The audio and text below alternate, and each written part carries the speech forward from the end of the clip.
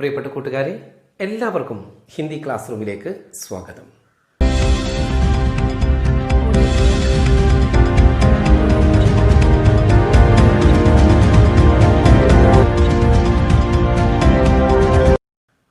ഇന്നത്തെ ക്ലാസ്സിൽ നമ്മൾ ചർച്ച ചെയ്യുന്നത് 10ാം ക്ലാസ്സിലെ 2ാമത്തെ യൂണിറ്റിലെ 2ാമത്തെ അധ്യായം സബ്സെ ബഡാ ഷോമാൻ. ഈ ചാപ്റ്റർ ലോകപ്രസിദ്ധ കൊമേഡിയനും ചിന്തകനുമായ ചാർലി ചാപ്ലിൻ്റെ ജീവചരിത്രത്തിൽ നിന്നും ഒരല്പഭാഗം മാത്രമാണ്. ഈ പാഠം എഴുതിയിരിക്കുന്നത് ഇന്ത്യയിൽ തന്നെ അറിയപ്പെടുന്ന കവിയും ചരിത്രകാരനുമായ ജീവചരിത്രകാരനുമായ ശ്രീ ഗീത് ചതുർവേദി. അദ്ദേഹം ജനിച്ചത് 1977 നവംബർ 27 മുംബൈയിലായിരുന്നു. അദ്ദേഹം ഇപ്പോൾ ദൈനിക് ഭാസ്കർ എന്ന പത്രത്തിൻ്റെ എഡിറ്റോറിയൽ വിഭാഗത്തിൽ ജോലി ചെയ്യുന്നു. അദ്ദേഹം ഇവിടെ നമുക്ക് അവതരിപ്പിച്ചു തരുന്നത് ചാർലി ചാപ്ലിൻ എന്ന കലാകാരൻ്റെ അല്ലെങ്കിൽ അത്തരം ഒരു കലാകാരനെ നമുക്ക് കിട്ടാൻ കാരണമായ ഒരു സംഭവത്തെ പറ്റിയാണ്. എങ്ങനെയാണ് ചാർലി ചാപ്ലിൻ എന്ന കലാകാരനെ സമൂഹത്തിന് ലഭിച്ചത്, അതിനുണ്ടായ സാഹചര്യം എന്താണ് എന്ന് മാത്രമാണ് ഈ ചെറിയ ചാപ്റ്ററിലൂടെ പരിചയപ്പെടുത്തുന്നത്.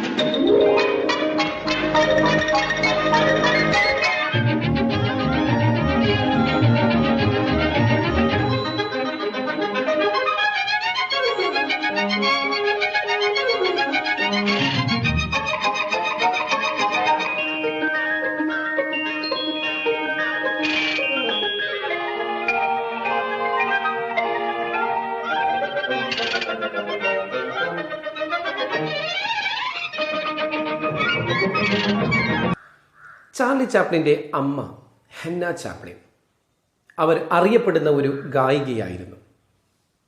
അവരുടെ മനോഹരമായ പാട്ടുകൾ കേൾക്കാൻ വേണ്ടി 10,000-കണക്കിന് ആളുകൾ ഒരുമിച്ച് കൂടുമായിരുന്നു. തിയേറ്ററുകളിലും ഓഡിറ്റോറിയങ്ങളിലുമായിരുന്നു അവരുടെ പ്രോഗ്രാമുകൾ നടക്കാറുണ്ടായിരുന്നത്. സാധാരണ പ്രോഗ്രാമിന് പോകുമ്പോൾ തൻ്റെ 5 വയസ്സുള്ള ചാർലി ചാപ്ലിനെയും കൂടെ കൂട്ടിയിട്ടാണ് പോകാറുള്ളത്. പ്രോഗ്രാം അവതരിപ്പിക്കുന്ന സമയത്ത് കർട്ടനു പിറകെ അവനെ ഇരുത്തുമായിരുന്നു. ഒരു ദിവസം പ്രോഗ്രാം അവതരിപ്പിക്കുന്നതിന് വേണ്ടി ഹന്ന ചാപ്ലിനും കൂടെ ചാർലി ചാപ്ലിനും പോവുകയാണ്. അങ്ങനെ ഓഡിറ്റോറിയത്തിൻ്റെ കർട്ടൻ്റെ പിറകു ഭാഗത്ത് ചാർലി ചാപ്ലിനെ നിർത്തിക്കൊണ്ട് ഹന്ന ചാപ്ലിൻ ആ വലിയ സദസ്സിൻ്റെ മുന്നിൽ പാടാൻ ഒരുങ്ങുന്നു. അവരുടെ പാട്ട് കേൾക്കാൻ വേണ്ടി എല്ലാവരും നിശബ്ദമായി നിൽക്കുകയാണ്. അങ്ങനെ പതുക്കെ മനോഹരമായ ആ സ്വരം ഉയരാൻ തുടങ്ങി. പക്ഷേ എന്താണ് സംഭവിച്ചതെന്ന് അറിയില്ല. പെട്ടെന്ന് ആ ഗായികയുടെ ശബ്ദത്തിനൊരു ഇടർച്ച സംഭവിക്കുകയും ആ ശബ്ദം പുറത്തേക്ക് വരാതെ സാധാരണ സ്വകാര്യം പറയുന്ന സമയത്ത് മാത്രം കേൾക്കുന്ന ഒരു തരം ശബ്ദം മാത്രമാണ് പുറത്തേക്ക് വന്നത്. ജനങ്ങൾ വിചാരിച്ചു മൈക്കിന് എന്തോ കംപ്ലൈൻറ്റ് സംഭവിച്ചതാണ്. പക്ഷേ ആ മേഡത്തിൻ്റെ ശബ്ദം കുറഞ്ഞ സ്വകാര്യം പറയുന്ന രീതിയിലുള്ള ശബ്ദം അപ്പോഴും മൈക്കിലൂടെ കേൾക്കുന്നുണ്ടായിരുന്നു. അവർക്ക് ജനങ്ങൾക്ക് മനസ്സിലായി മൈക്കിനല്ല കംപ്ലൈൻറ്റ്, മേഡത്തിനെന്തോ ശബ്ദത്തിനെന്തോ സംഭവിച്ചതാണ്. അതോടുകൂടി ജനങ്ങൾ ഒന്നും ആലോചിക്കാതെ അവിടെ കൂവി വിളിക്കുകയാണ്, ബഹളമുണ്ടാക്കുകയാണ്. പലരും പല മൃഗത്തിൻ്റെയും ശബ്ദം പുറപ്പെടുവിക്കാൻ തുടങ്ങി. ചില ആളുകൾ മ്യാവ് മ്യാവ് എന്ന രീതിയിലൊക്കെ ശബ്ദമുണ്ടാക്കിയപ്പോൾ മേഡത്തിന് തോന്നി തന്നെ ഇത്രയധികം ഇഷ്ടപ്പെട്ട ഈ സമൂഹം തൻ്റെ ഒരു ദയനീയ അവസ്ഥ പോലും മനസ്സിലാക്കാതെ തന്നെ പരിഹസിക്കുകയാണല്ലോ. ഒരു പാട്ടുകാരിയെ സംബന്ധിച്ച് അവരുടെ ശബ്ദത്തിന് എന്തെങ്കിലും സംഭവിച്ചാൽ അതവർക്ക് സഹിക്കാൻ കഴിയില്ല. അവർ വീണ്ടും വീണ്ടും ശ്രമിക്കുകയാണ് തൻ്റെ നഷ്ടപ്പെട്ട ശബ്ദത്തെ തിരിച്ചെടുക്കാൻ. അത് ചെയ്യുന്നതിനനുസരിച്ച് ജനങ്ങൾ ഒന്നടങ്കം കൂവി വിളിക്കാൻ തുടങ്ങി. അതോടുകൂടി നിറക്കണ്ണുകളോടുകൂടി അവർക്ക് മനസ്സിലായി ഈ ആളുകൾ തന്നെ പരിഹസിക്കുകയാണ്, ഇനി ഈ സമൂഹത്തിൻ്റെ മുന്നിൽ ഞാനിനി പാടുകയില്ല, ഞാൻ ഈ വേദിയിൽ നിന്ന് ഇറങ്ങുകയാണെന്ന് മനസ്സിൽ തീരുമാനമെടുത്തു. അങ്ങനെ രണ്ടും കൽപ്പിച്ചുകൊണ്ട് കരഞ്ഞുകൊണ്ട് ആ വേദിയിൽ നിന്ന് പടിയിറങ്ങുമ്പോഴേക്കും മാനേജർ ഓടി മേഡത്തിൻ്റെ അരികിലെത്തി. എന്നിട്ട് ഹന്ന ചാപ്ലിനോട് പറഞ്ഞു, എന്തുപറ്റി, എന്തുകൊണ്ടാണ് നിങ്ങൾ പാടാത്തത്? അവർ പറയുന്നുണ്ട്, എനിക്ക് പാടാൻ കഴിയുന്നില്ല, എൻ്റെ ശബ്ദം നഷ്ടപ്പെട്ടിട്ടുണ്ട്. മാനേജർ വീണ്ടും പറയുകയാണ്, നിങ്ങൾ ഒന്നുകൂടി ശ്രമിച്ചു നോക്കൂ, ശബ്ദം നഷ്ടപ്പെട്ട ഞാൻ എന്തു ചെയ്യാൻ, എനിക്ക് പാടാൻ കഴിയില്ല, എനിക്ക് പാടാൻ ഈ സമൂഹത്തിന് മുന്നിൽ എനിക്ക് പാടാനുള്ള കോൺഫിഡൻസ് തന്നെ നഷ്ടപ്പെട്ടിരിക്കുന്നു.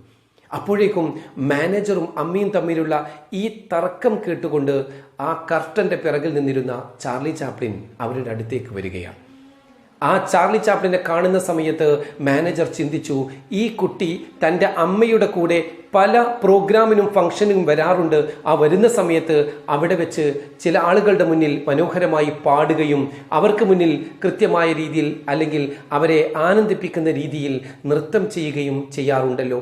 അതുകൊണ്ട് ഈ പ്രതിസന്ധി ഘട്ടത്തിൽ തൽക്കാലം ഈ കുട്ടിയെ ഉപയോഗപ്പെടുത്താം. ഇവരെ വെച്ചുകൊണ്ട് ഈ കൂവി വിളിക്കുന്ന ജനങ്ങളുടെ മുന്നിൽ ഈ കുട്ടിയെ കൊണ്ട് എന്തെങ്കിലും ഒരു പ്രോഗ്രാം അവതരിപ്പിക്കാമെന്ന് മാനേജർ ചിന്തിക്കുകയാണ്. ഈ വിവരം അമ്മയോട് പറഞ്ഞപ്പോൾ അമ്മ എതിർത്തു. കാരണം ഇത്ര വലിയ ആൾക്കൂട്ടത്തിൻ്റെ മുന്നിലേക്ക് ഒരു 5 വയസ്സുള്ള, അതും ഒരു പരിശീലനം പോലും ലഭിക്കാത്ത കുട്ടിയെ എങ്ങനെ പറഞ്ഞേക്കും? അവൻ എങ്ങനെ ഈ സമൂഹത്തെ ഉൾക്കൊള്ളാൻ കഴിയും? വേണ്ട എന്ന് പറഞ്ഞു. പക്ഷേ മാനേജർ വിട്ടുകൊടുത്തില്ല. മാനേജർ തർക്കിച്ച് അവസാനം ആ കുട്ടിയുടെ കൈ പിടിച്ചുകൊണ്ട് ആ നിറഞ്ഞ സദസ്സിൻ്റെ മുന്നിലേക്ക്, ആ വേദിയിലേക്ക് കൊണ്ടുപോവുകയാണ്. പോകുന്ന സമയത്ത് പേടിയുണ്ടാകുമ്പോൾ അല്ലെങ്കിൽ രക്ഷപ്പെടാനുള്ള ചില വാക്കുകൾ പറഞ്ഞു കൊടുത്തുകൊണ്ട്, ഭയം വരികയാണെങ്കിൽ നീ ഇങ്ങനെ പാടിയാൽ മതി, ഈ രീതിയിൽ ചെയ്താൽ മതി എന്ന ചില ട്രിക്സുകൾ പറഞ്ഞു കൊടുത്തുകൊണ്ടാണ് ആ കുട്ടിയെ വേദിയുടെ നടുവിൽ കൊണ്ടുപോയി നിർത്തിയത്. അവൻ നിൽക്കുമ്പോൾ ഒരു പ്രത്യേകമായ വളയത്തിൻ്റെ നടുവിലാണ് അവൻ നിൽക്കുന്നത്. ആ വളയത്തിൻ്റെ വശങ്ങളിലൂടെ മനോഹരമായ സ്മോക്കുകൾ, പുകകൾ ഇങ്ങനെ ഉയർന്നു കാണുന്നുണ്ട്. അപ്പോൾ ആ വിശാലമായ വേദിയിൽ ഒരു ചെറിയ കുട്ടി നിൽക്കുന്നത് കണ്ടപ്പോൾ ആ സദസ്സ് പതുക്കെ ശാന്തമാവുകയാണ്. സ്റ്റേജിൽ ഏകനായി നിൽക്കുന്ന ചാർലി ചാപ്ലിൻ എന്ത് അത്ഭുതമാണ് അവിടെ കാണിക്കാൻ പോകുന്നത്? ഇതിനെക്കുറിച്ച് അടുത്ത പാർട്ടിൽ നമുക്ക് വിശദീകരിക്കാം. നമുക്കിനി പാഠഭാഗത്തേക്ക് പോകാം. ഈ ക്ലാസ് കാണുന്ന കുട്ടികൾ സാധിക്കുമെങ്കിൽ നിങ്ങളുടെ സ്കൂളിൻ്റെ പേരൊന്ന് കമൻറ്റ് ബോക്സിൽ എഴുതി അറിയിക്കുക. സബ്സെ ബഡാ ഷോമാൻ, ഏറ്റവും വലിയ ഷോമാൻ. ഇത് എഴുതിയിരിക്കുന്നത് ഗീത് ചതുർവേദി എന്ന ലേഖകനാണ്. അതുപോലെ തന്നെ ഇതൊരു ജീവചരിത്രമാണ്, ബയോഗ്രഫിയാണ്.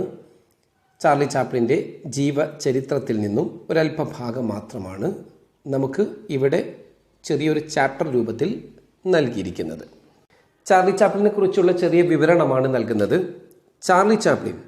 सर चार्ल्स स्पेंसर चैपलिन का जन्म 16 अप्रैल 1889 को हुआ.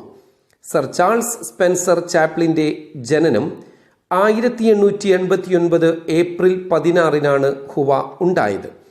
ചാപ്ലിൻ വിശ്വക്കെ ബഡേ കലാകാരോമേ, ചാപ്ലിൻ ലോകത്തിലെ ബഡേ വലിയ കലാകാരോമേം കലാകാരന്മാരുടെ കൂട്ടത്തിൽ ഏക് ഹെ ഒരാളാകുന്നു.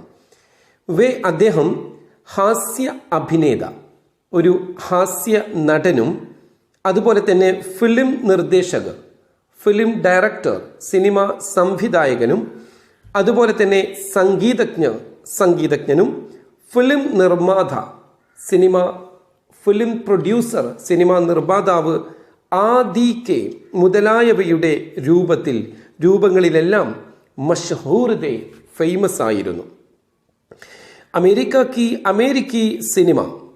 अमेरिकी सिनेमा के क्लासिकल हॉलीवुड युग के प्रारंभ से मध्य तक, अमेरिकन सिनेमയിലെ ക്ലാസിക്കൽ ഹോളിവുഡ് യുഗത്തിലെ പ്രാരംഭ സെ മധ്യ തക്ക്, ആരംഭം മുതൽ തുടക്കം മുതൽ മധ്യകാലഘട്ടം വരെ ഉൻക യോഗ്ദാൻ രഹ, അദ്ദേഹത്തിൻ്റെ സംഭാവന ഉണ്ടായിട്ടുണ്ട്. ഏക് ശിശു കലാകാർ സെ, ഒരു ശിശു കലാകാരനായി, അത് വളരെ ചെറുപ്പത്തിൽ തന്നെ കലാകാരനായിട്ടുണ്ട്. ശിശു കലാകാരൻ മുതൽ തുടങ്ങിയിട്ട് 88 വർഷ കി ആയു തക്, 88 വർഷത്തോളം, 88 വയസ്സ് വരെ വേ അദ്ദേഹം ഇസ് ക്ഷേത്രമേം, ഈ ഫീൽഡിൽ സക്രിയത ആക്റ്റീവായിരുന്നു. 25 ഡിസംബർ 25 1977 को 1977 ഇസ് മഹാൻ കലാകാർ കാ നിധൻ ഹുവ, ഈ മഹാനായ കലാകാരൻ്റെ മരണം സംഭവിച്ചു. അദ്ദേഹത്തിൻ്റെ ചില ഫിലിമുകളാണ് പറയുന്നത്. ഉൻകി modern times, the great dictator, the kid, city lights, the circus ആദി കൈ ഫിലിമേം മുതലായ ധാരാളം സിനിമകൾ വിശ്വഭർക്കെ ലോകം മുഴുവനുമുള്ള ആളുകൾ അധ്യയൻ ഔർ മനോരഞ്ജൻ കെ ലിയെ, അധ്യയനത്തിന് വേണ്ടി, പഠനത്തിന് വേണ്ടിയിട്ടും മനോരഞ്ജൻ കെ ലിയെ, എൻ്റർടൈൻമെൻറ്റിന് വേണ്ടി, വിനോദത്തിനും വേണ്ടിയിട്ട് ദേഖ്തേ ഹെ, കാണുന്നു.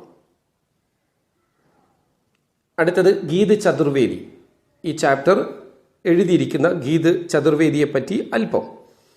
ഗീത് ചതുർവേദി കാ ജന്മം, ഗീത് ചതുർവേദിയുടെ ജനനം നവംബർ 27 1977 को മുംബൈ മേ ഹുവാ ഥ. 1977 ബോംബെയിലായിരുന്നു ഉണ്ടായിരുന്നത്. അദ്ദേഹം കവി ഹെ, ഒരു കവിയാണ്. ജീവനീകാർ ബി ഹെ, അതുപോലെ തന്നെ ജീവനീകാർ, ജീവചരിത്രം എഴുതുന്ന ആളാണ്. ഇപ്പോൾ അദ്ദേഹം ദൈനിക് ഭാസ്കർ, ഒരു പത്രത്തിൻ്റെ പേരാണ്.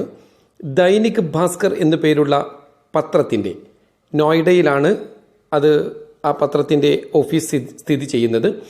ദൈനിക് ഭാസ്കർ എന്ന നോയിഡയിലെ ഓഫീസിൽ സമ്പാദകീയ വിഭാഗമേ, എഡിറ്റോറിയൽ വിഭാഗത്തിൽ കാര്യരത ഹെ, അദ്ദേഹം ഇപ്പോൾ പ്രവർത്തിക്കുകയാണ്. ആദ്യം തന്നെ അദ്ദേഹത്തിൻ്റെ വളരെ പ്രസിദ്ധമായ ഒരു വചനമാണ് ചാപ്റ്റർ തുടങ്ങുന്നതിന് മുമ്പ് തന്നെ പരിചയപ്പെടുത്തുന്നത്. മുझे बारिश में चलना पसंद है, मेरे आंसू जो नहीं देख पाता है कोई. ചാപ്ലിൻ പറഞ്ഞതാണ്, മുझे, എനിക്ക്, ബാരിഷ് മേം, മഴയത്ത്, ചൽന, നടക്കുക എന്നത്, പസന്ത് ഹെ, വളരെ ഇഷ്ടമാണ്. എന്താണ് കാരണം? മേരെ ആൻസു, എൻ്റെ കണ്ണുനീർ, ജോ അത്, കോയി നഹി ദേഖ് പാത്താ ഹെ, അർത്ഥം വെക്കുമ്പോൾ കോയി ആർക്കും തന്നെ, നഹി ദേഖ് പാത്താ ഹെ കാണാൻ കഴിയില്ലല്ലോ.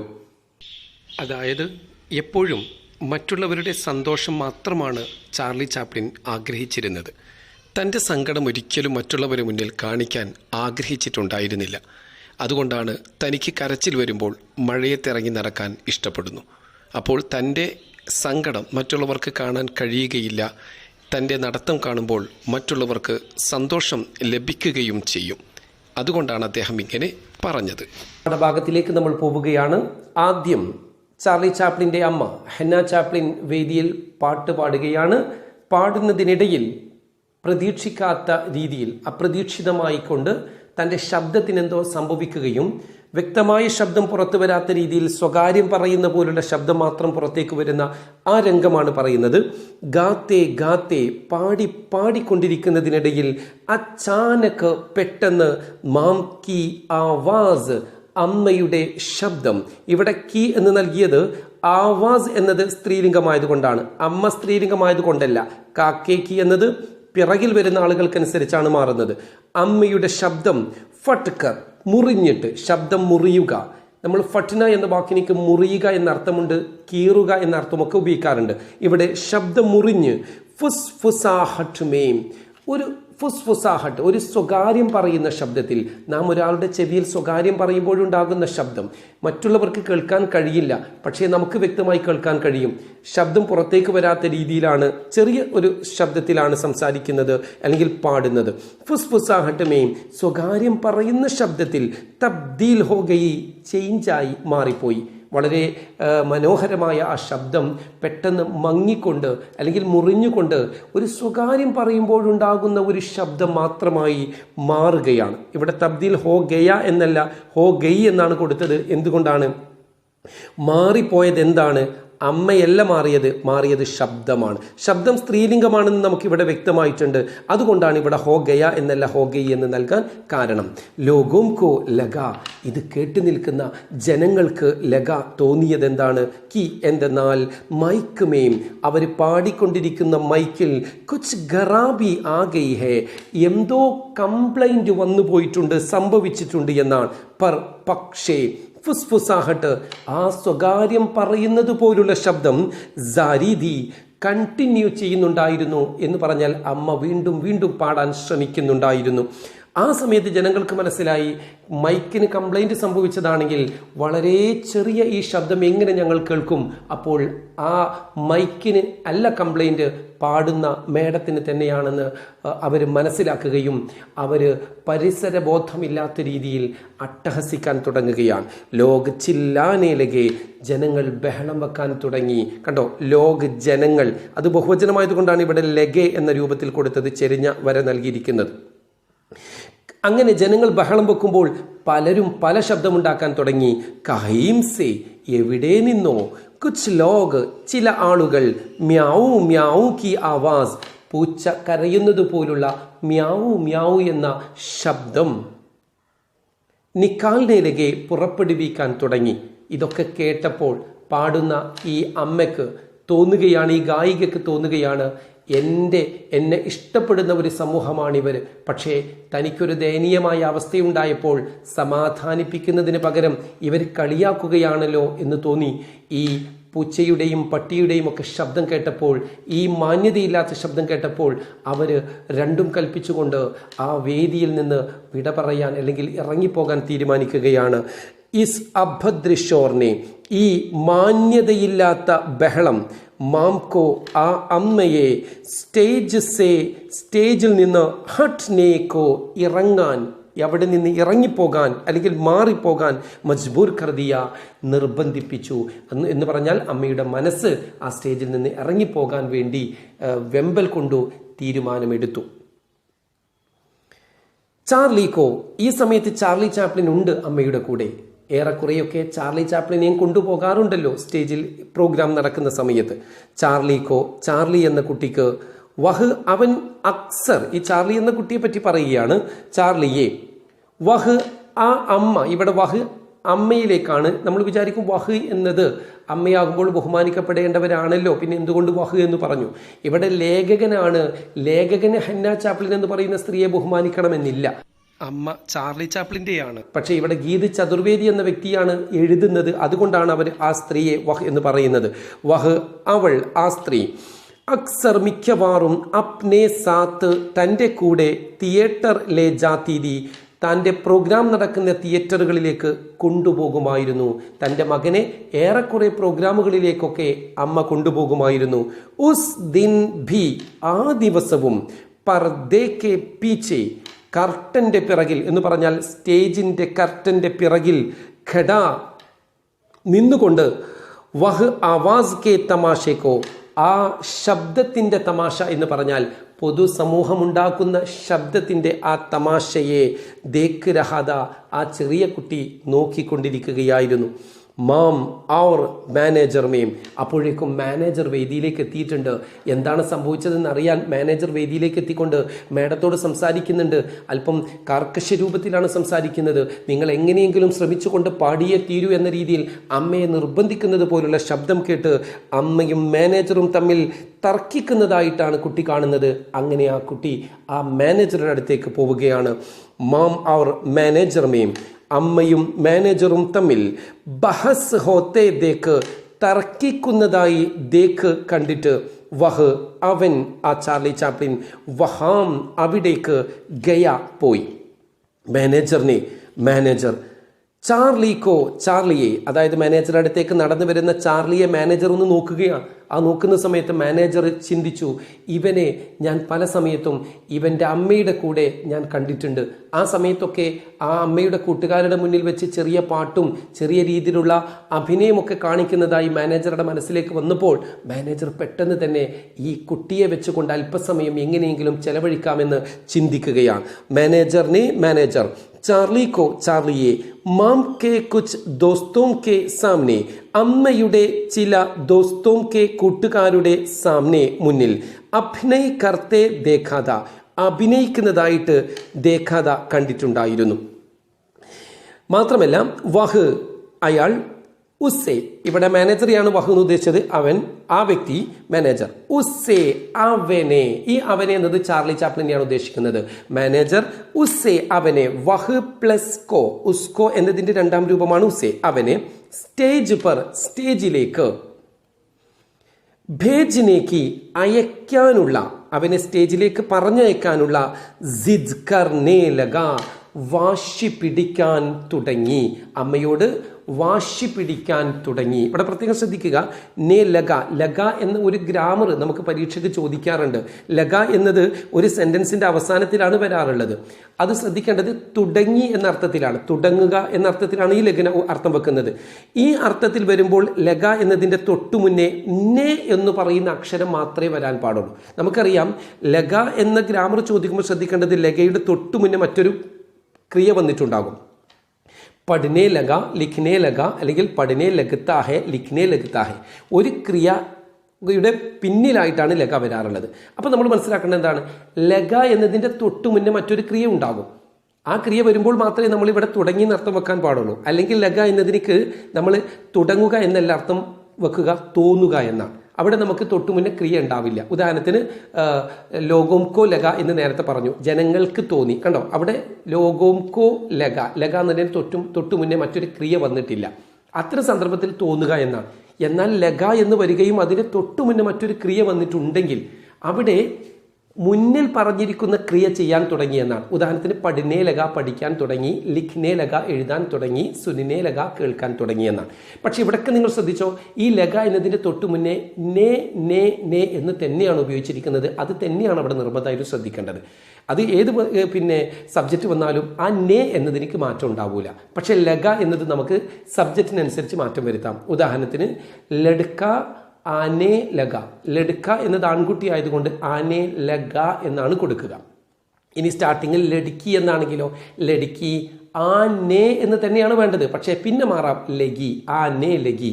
ഇനി നോക്ക്, നിങ്ങൾ ബഹുമാനിക്കപ്പെടേണ്ട പിതാവിനെ പോലുള്ള ആളുകളാണെങ്കിലോ പിതാജി ആനെ ലഗെ. എന്തുകൊണ്ടാണ്? പിതാവ് ബഹുമാനിക്കേണ്ട ആളാണ്. പുല്ലിംഗത്തിലെ ബഹുവചനത്തിന് ചെരിഞ്ഞ ചിഹ്നമാണ് ലഗെ എന്നാണ് നൽകുക. ഇനി നോക്കൂ, പെൺകുട്ടികൾ, ഒരുപാട് പെൺകുട്ടികളാണല്ലോ. ലഡ്കിയാം, ആനെ, പിന്നെ ലഗീം, വള്ളിയും ഒരു പുള്ളിയും നൽകുന്നുണ്ട്. ഇത് പ്രത്യേകം ഒന്ന് ശ്രദ്ധിക്കുക. ലഗ എന്നുള്ള ഒരു ഗ്രാമർ പരീക്ഷയ്ക്ക് പലതവണ വരാറുണ്ട്. ഇത്രയും മനസ്സിലാക്കേണ്ടുള്ളൂ. ഇവിടെ മാനേജർ ആയതുകൊണ്ടാണ് ലഗ എന്ന് പറയുന്നത്. അല്ലെങ്കിൽ നോക്കൂ, ആ മാനേജർ അവരെ സ്റ്റേജിലേക്ക് പറഞ്ഞേക്കാൻ വാശി പിടിക്കാൻ തുടങ്ങി. ഈ നേ വരുമ്പോൾ ആൻ എന്നർത്ഥമാണ് വരിക.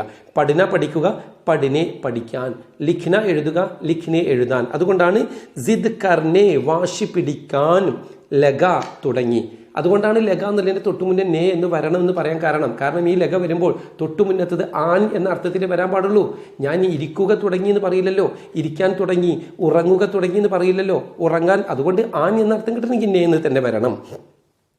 ആ മാനേജർ ഇങ്ങനെ വാശി പിടിച്ചപ്പോൾ മാം ഡർ ഗയി, അമ്മ ഭയന്നു പോയി. കണ്ടോ, ഭയക്കുന്നത് അമ്മയാണ്. ഡർ ഗയി, അമ്മ ഭയന്നു. ഇവിടെയും നമ്മൾ മനസ്സിലാക്കുക, ഈ അമ്മ എന്ന് പറയുന്നത്, ഈ അമ്മ എന്ന പ്രയോഗം പിന്നെ പ്രയോഗിച്ചിരിക്കുന്നത് ആരാണ്? ഗീത് ചതുർവേദി എന്ന ലേഖകനാണ്. ഗീത് ചതുർവേദിയുടെ അമ്മയല്ല പറയുന്നത്, ചാർലി ചാപ്ലിൻ്റെ അമ്മയാണ്. ആ ചാർലി ചാപ്ലിൻ്റെ അമ്മയെ ഗീത് ചതുർവേദിക്ക് ബഹുമാനിക്കേണ്ട ആവശ്യം ഇല്ല എന്ന കാര്യം കൂടി പ്രത്യേകം മനസ്സിലാക്കുക. മാം ഡർ ഗയി, അമ്മ ഭയന്നു. 5 സാൽ കാ ബച്ച, 5 വയസ്സുള്ള കുട്ടി. ഇസ് ഉഗ്ര ഭീഡ് കോ, ഈ വലിയ ഭീഡ് കോ, ക്രൗഡിനെ, ആൾക്കൂട്ടത്തെ, ജയിൽ പായക, അവൻ ഉൾക്കൊള്ളാൻ കഴിയുമോ, സഹിക്കാൻ കഴിയുമോ? ഇത്രയും വലിയ ആൾക്കൂട്ടത്തെ വെറും 5 വയസ്സുള്ള, ഒരു പരിശീലനം പോലും ലഭിക്കാത്ത കുട്ടിക്ക് ഉൾക്കൊള്ളാൻ കഴിയുമോ, അവന് പിന്നെ സഹിക്കാൻ കഴിയുമോ എന്നതായിരുന്നു അമ്മയുടെ ഭയം. അങ്ങനെ ബഹുത് മുബാഹിസ കെ ബാദ്, ഒരുപാട് തർക്കിച്ചതിൻ്റെ ശേഷം, വഹ് അവൻ, ആ മാനേജർ, അന്തതഃ അവസാനം, ചാർലിയെ സ്റ്റേജ് പർ ലേ ഗയ, സ്റ്റേജിലേക്ക് കൊണ്ടുപോയി. പിന്നെയോ ഔർ ബച്ചാവ് കെ കുച്ച് ശബ്ദ്, രക്ഷപ്പെടാനുള്ള ചില വാക്കുകൾ എന്ന് പറഞ്ഞാൽ ആ കുട്ടിക്ക് സ്റ്റേജിലെത്തുമ്പോഴുണ്ടാകുന്ന ഭയം ഒഴിവാക്കാൻ ചില ടെക്നിക്സുകൾ പറഞ്ഞു കൊടുത്തു എന്നാണ്. അതാണ് രക്ഷപ്പെടാനുള്ള ചില വാക്കുകൾ. കഹ് പറഞ്ഞു കൊടുത്തുകൊണ്ട്, ഉസ്സെ അവനെ, ആ കുട്ടിയെ, അഖേല ചോട് ആയ, ഒറ്റക്കവിടെ, ചോട് വിട്ടിട്ട് ആയ വന്നു. ഇത്രയുമാണ് ഇന്നത്തെ ഈ ക്ലാസ്സിൽ ഉൾപ്പെടുത്തിയിട്ടുള്ളത്. ഇതിൻ്റെ ബാക്കി അടുത്ത പാർട്ടിൽ നമുക്ക് ചെയ്യാം. എല്ലാവർക്കും